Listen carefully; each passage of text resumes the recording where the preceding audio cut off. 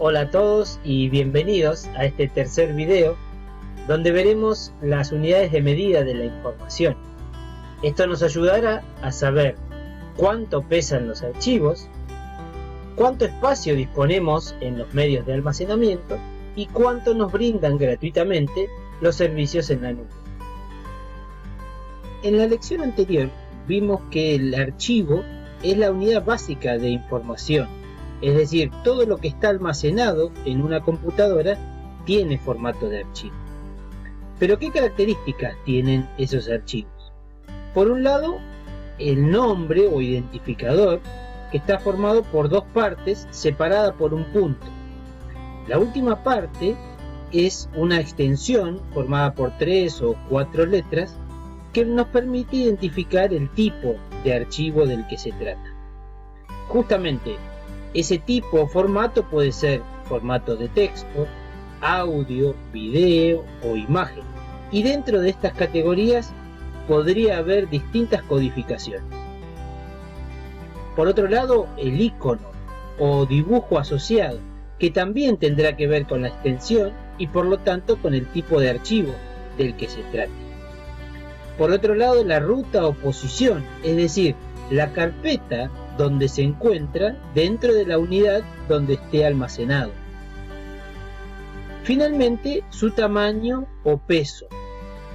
Pero entonces la pregunta es, ¿cómo se mide ese espacio que ocupa el archivo, cada archivo, dentro del medio de almacenamiento? Para responder a esta pregunta, necesitamos conocer el concepto de bit y byte. Vamos a escucharlo ahora.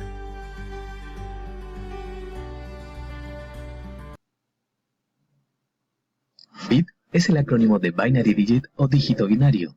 Esta es la unidad mínima de información empleada en informática. Todos los dispositivos digitales que conozcas trabajan con esta unidad. Por medio de la electricidad solo podemos obtener dos posibles valores.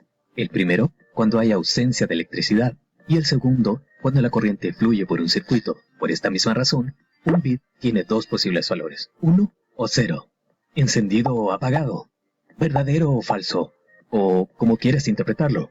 Para poder usar estos valores y representar o codificar más información, se hizo necesario crear una nueva unidad de medida que no es más que un conjunto de bits. A esta nueva unidad se le llamó byte. El byte es entonces la unidad básica de medida. Con un byte podemos representar hasta 255 caracteres. En la última hoja del apunte 2 de archivos y carpetas, vemos una codificación estándar llamada ASCII, donde a cada carácter, dígito o símbolo se lo representa con un byte.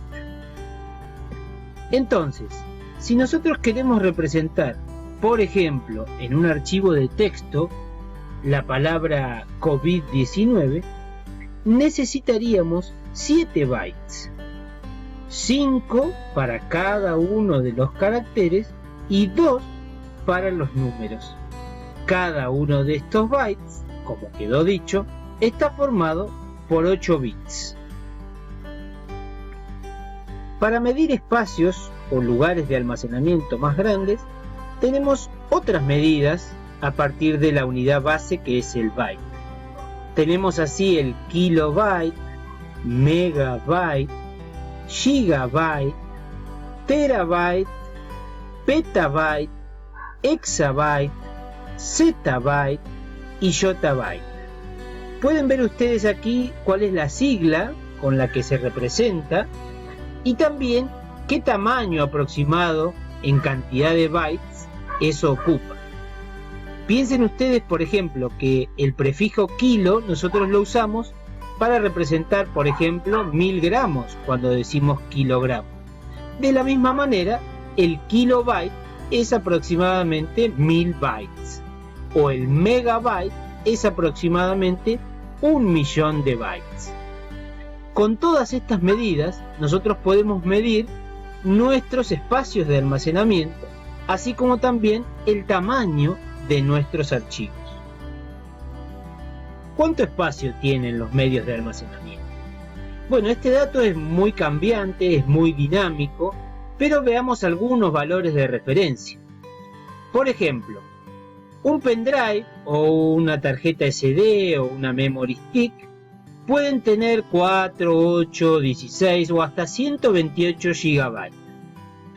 Un disco rígido, que va en una PC o en una notebook, puede tener 500 GB o incluso 1, 2 o 3 TB.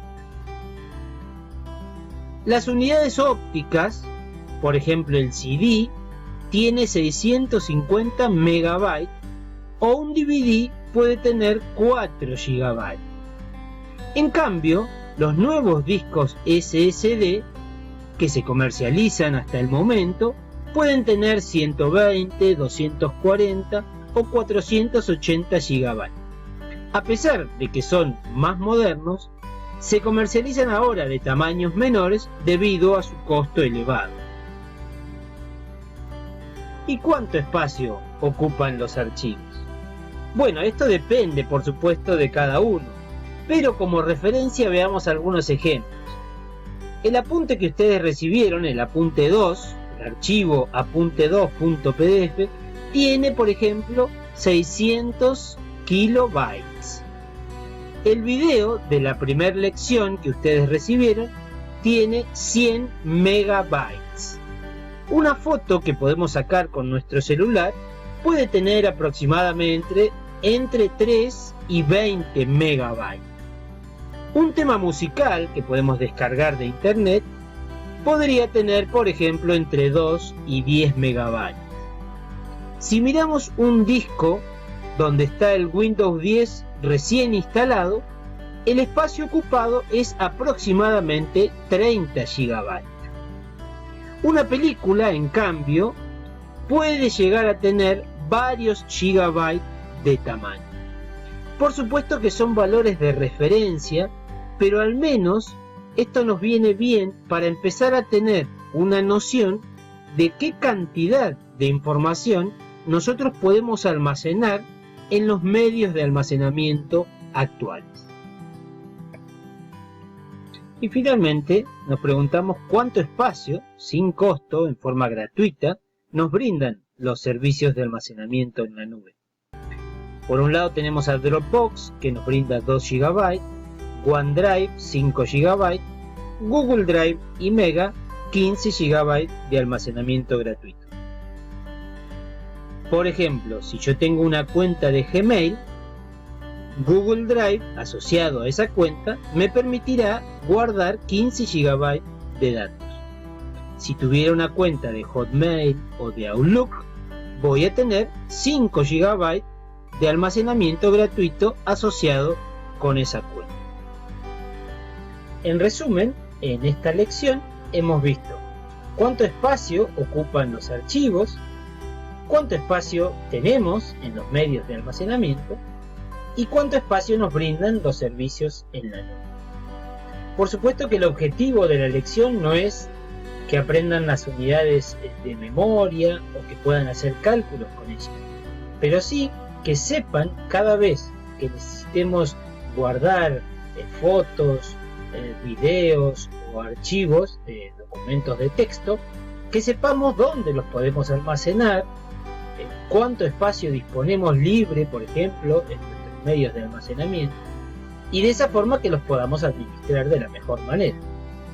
Justamente en la próxima lección vamos a ver el explorador de archivos, que va a ser el programa en el cual vamos a poder, de manera palpable, poder trabajar con los conceptos que vimos en estas primeras 3 lecciones.